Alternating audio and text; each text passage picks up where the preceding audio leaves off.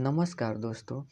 आज हम लोग देखेंगे कि बोर्ड एग्ज़ाम में निबंध जो देश प्रेम पर आता है और देश प्रेम पर आने की संभावना बहुत ज़्यादा होती है। हर एक साल किसी न किसी सेट में पूछ देता है। तो इसलिए इस वीडियो को अच्छा से देखें और पूरी तरीके से अच्छी तरह से लिखें ताकि पूरा का पूरा नंबर मिले, एक भी नंबर कटने की संभावना ना हो। तो सबसे पहले हेडिंग डालेंगे देश प्रेम और इसमें क्या-क्या इसके अंदर वर्णन करना है, उसको ऐसे काले पेन से लिख देंगे। यानी प्रस्तावना, देश प्रेम की स्वाभाविकता, दूसरा नंबर, तीसरे पर स्वदेश प्रेम का अर्थ, चौथा पर देश प्रेम के प्रति कर्तव्य, पाँचवें पर भारतीयों का देश प्रेम और छठवें पर लास्ट में उपसंहार लिखेंगे। यानी इसमें अपना खुद का वर्णन करेंगे।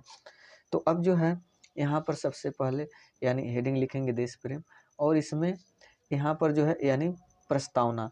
तो जिस धरती की गोद में हमने जन्म लिया है, यह परमपिता परमेश्वर द्वारा बनाई गई सर्वाधिक अद्भुत रचना है, जहाँ की धूल मिट्टी में खेलकर हम बड़े हुए हैं, जहाँ के अन्न जल और हवा से हमारे शरीर का पालन पोषण हुआ है और जो निस्वार्थ प्रेम की प्रतीक है, स्नेह की मधुर बयार है, उसके प्रति हमारा लगाव होना स्वाभाविक ही है।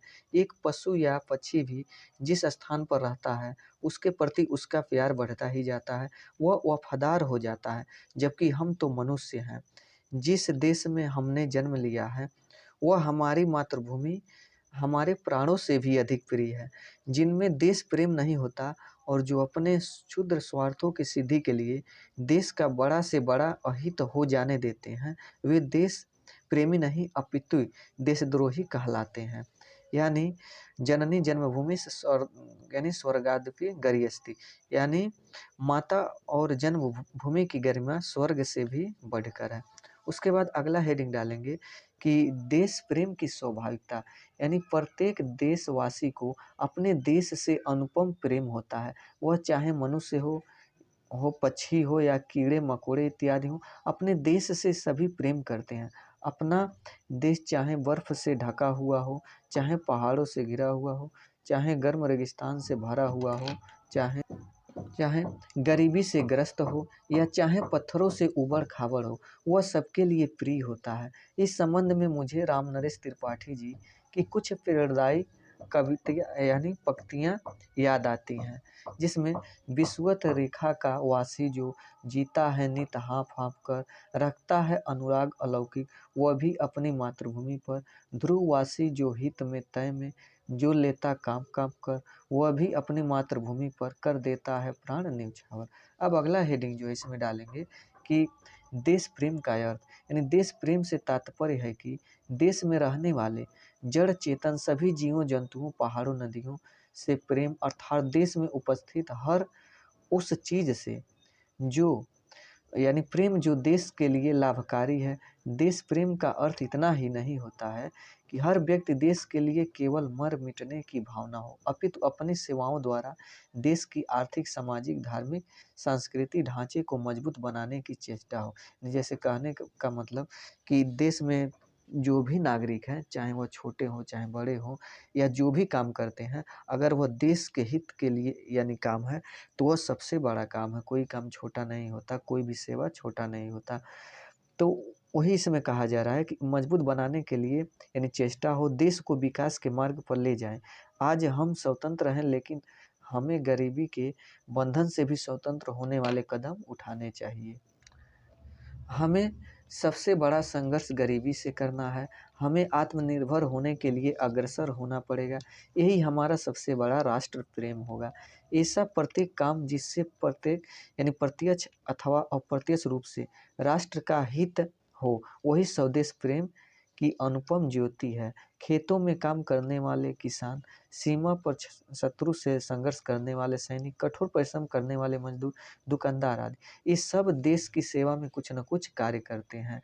तो यह यानी सभी को लिए जो है, जो भी यानी देश में रहते हैं अपने देश में, तो सभी के लिए भी जो है वर्णन किया जा रहा है। इन सभी की एक ही भावना है, राष्ट्रहित। यानी राष्ट्रहित के में जो है यानी कोई भी काम करे जो एक राष्ट्र के हित में हो, यानी ऐसा काम ना करे जो राष्ट्र के हित में ना हो। तो यही देश प्रेम का अर्थ होता है कि कोई भी काम करें अपने राष्ट्र के हित में करें, कि हमारा राष्ट्र आगे बढ़े, हमारा देश आगे बढ़े। तो देश प्रेम के प्रति कर्तव्य, अगला हेडिंग डालेंगे।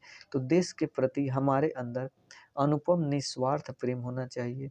इसके प्रति हमारे कर्तव्य प्रत्यक्ष या अप्रत्यक्ष रूप से जुड़े होने चाहिए। हमें अपने देश की आर्थिक, सामाजिक आदि ढांचे को मजबूत बनाने की ओर अग्रसर होना चाहिए।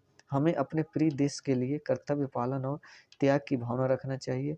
हमें अपने अपने देश की 1 इंच भूमि अर्थात 1 इंच मातृभूमि के लिए तथा उसके सम्मान एवं गौरव के लिए, रक्षा के लिए प्राणों की बाजी लगा देनी चाहिए। हमें अपने देश की अखंडता, संप्रभुता आदि की जी जान से रक्षा करनी चाहिए। फिर जो है अगला हेडिंग डालेंगे, भारतीयों का देश प्रेम। यानी हमारी भारत माँ ने ऐसे अनेक नर, स्त्री, रत्नों को जन्म दिया है जिन्होंने असीम त्याग भावना, देश के प्रति मर मिटने की भावना से प्रेरित होकर हंसते हंसते मातृभूमि पर अपने प्राणों की बलि दे दी। अनेक वीरों ने अपने अद्भुत शौर्य एवं पराक्रम से शत्रुओं के दांत खट्टे किए। अनेकानेक ऋषि मुनियों ने देश की महिमा को मंडित किया। हमारे वीर सपूत महाराणा प्रताप घास की रोटियां खाकर स्वीकार किया, लेकिन पराधीनता नहीं। हमारे देश के बहुत से गद्दार भी हुए हैं। फिर अब उपसंहार में लिखेंगे कि अफसोस की बात यह है कि आज हमारे नागरिकों में देश प्रेम की भावना अत्यंत दुर्लभ होती जा रही है, यानी देश प्रेम की भावना कम होती जा रही है। हमें इस देश प्रेम की भावना को अग्रसर करना चाहिए।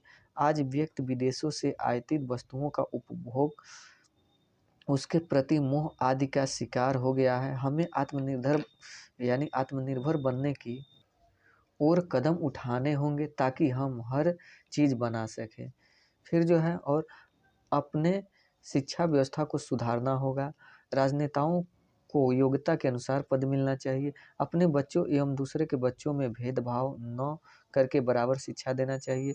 इन सभी से हमारा देश तरक्की की राह पकड़ सकता है।